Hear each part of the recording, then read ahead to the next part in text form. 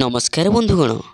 माँ लक्ष्मी हेले प्रसन्न आउ मात्र 3 दिन पर कोटिपति हेबाकू जाउछंती एही सबु राशिर लोक।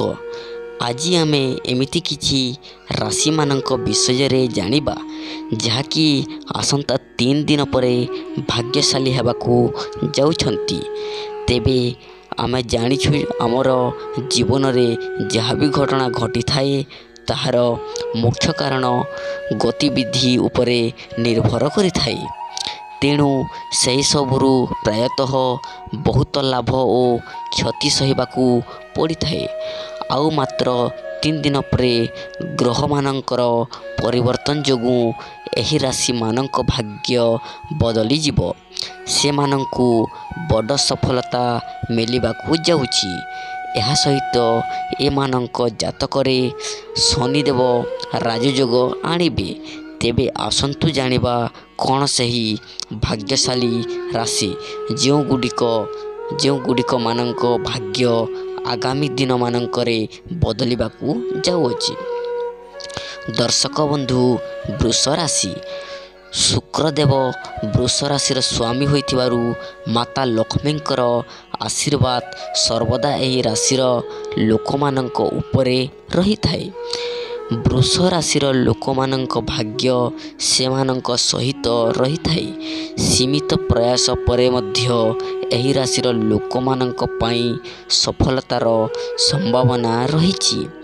କେବଳ ଏତିକି ନୁହେଁ, ଏମାନଙ୍କୁ ଜୀବନ ସାରା କୌଣସି ପ୍ରକାରର ଆର୍ଥିକ ସଙ୍କଟର ସାମ୍ନା ମଧ୍ୟ କରିବାକୁ ପଡ଼ିବ ନାହିଁ ଏବଂ ମାତା ଲକ୍ଷ୍ମୀଙ୍କ କୃପା ସେମାନଙ୍କ ଉପରେ ରହିବ। ଦର୍ଶକ ବନ୍ଧୁ, କର୍କଟ ରାଶି। କୁହାଯାଏ ଯେ କର୍କଟ ରାଶିର ପ୍ରଭୁ ହେଉଛନ୍ତି ଚନ୍ଦ୍ର। ଜ୍ୟୋତିଷ ଶାସ୍ତ୍ର ଅନୁଯାୟୀ ମାତା ଲକ୍ଷ୍ମୀଙ୍କର ଆଶୀର୍ବାଦ ସବୁବେଳେ ଏହି କର୍କଟ ରାଶିର ଲୋକମାନଙ୍କ ଉପରେ ରହିଥାଏ। ଯେଉଁମାନେ ଚନ୍ଦ୍ରର ପ୍ରଭୁ ଅଟନ୍ତି। ତେଣୁ କୁହାଯାଏ ଯେ କର୍କଟ ରାଶିର ଲୋକମାନଙ୍କ ଉପରେ କେବେ ବି ଆରାମ, ଧନ ଏବଂ ସମୃଦ୍ଧିର ଅଭାବ ହୋଇନଥାଏ। ଦର୍ଶକ ବନ୍ଧୁ, ସିଂହ ରାଶି। ସୂର୍ଯ୍ୟଦେବ ହେଉଛନ୍ତି ସିଂହ ରାଶିର ସ୍ୱାମୀ। ଜ୍ୟୋତିଷ ଶାସ୍ତ୍ର ଅନୁଯାୟୀ ତାଙ୍କୁ ଜୀବନରେ ଏକ ପ୍ରକାର ଅସୁବିଧାର ସମ୍ମୁଖୀନ ହେବାକୁ ପଡ଼ିଥିଲା, କିନ୍ତୁ କୌଣସି ପ୍ରକାରର ଆର୍ଥିକ ସମସ୍ୟାର ଏମାନେ ସମ୍ମୁଖୀନ ହୁଅନ୍ତି ନାହିଁ। ସେମାନେ ଜୀବନରେ ସମସ୍ତ ପ୍ରକାରର ଆରାମ ଉପଭୋଗ କରନ୍ତି। ସିଂହ ରାଶିର ଲୋକମାନେ ପରିଶ୍ରମୀ ଅଟନ୍ତି ଏବଂ ସେଥିପାଇଁ ସେମାନେ ସବୁକିଛି, ସବୁ କ୍ଷେତ୍ରରେ, ସବୁ ଜାଗାରେ ସଫଳତା ପାଇଥାନ୍ତି। ଦର୍ଶକ ବନ୍ଧୁ, ତୁଲା ରାଶି। ଶୁକ୍ର ମଧ୍ୟ ତୁଲା ରାଶିର ସ୍ୱାମୀ ଅଟନ୍ତି। ଶୁକ୍ରବାର ଦିନ ଦେବୀ ଲକ୍ଷ୍ମୀଙ୍କୁ ଉତ୍ସର୍ଗ କରାଯାଇଛି। ତେଣୁ ମାତା ଲକ୍ଷ୍ମୀଙ୍କର କୃପା ସର୍ବଦା ସେହି ବ୍ୟକ୍ତିଙ୍କ ଉପରେ ରହିଥାଏ। ଯେଉଁମାନଙ୍କ ଶୁକ୍ର ଗ୍ରହ ସେମାନଙ୍କ ରାଶିରେ ଶକ୍ତିଶାଳୀ ରହିଥାନ୍ତି। ଧନ ସମୃଦ୍ଧି, ସୁଖ ଶାନ୍ତି ସର୍ବଦା ଲାଗି ରହିଥାଏ ଏବଂ ମାତା ଲକ୍ଷ୍ମୀ ସର୍ବଦା ଏମାନଙ୍କ ଉପରେ କୃପା ଦୃଷ୍ଟି ବନାଇ ରଖିଥାନ୍ତି।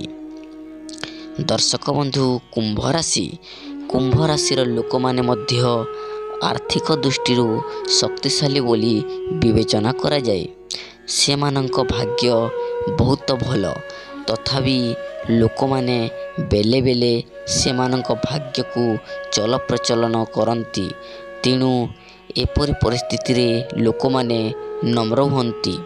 କୁମ୍ଭ ରାଶିର ଲୋକମାନେ ରାଗ କମ୍ କରନ୍ତି। ସେମାନଙ୍କ ସହିତ ମାତା ଲକ୍ଷ୍ମୀଙ୍କର ଆଶୀର୍ବାଦ ସର୍ବଦା ରହିଥାଏ। ନମସ୍କାର।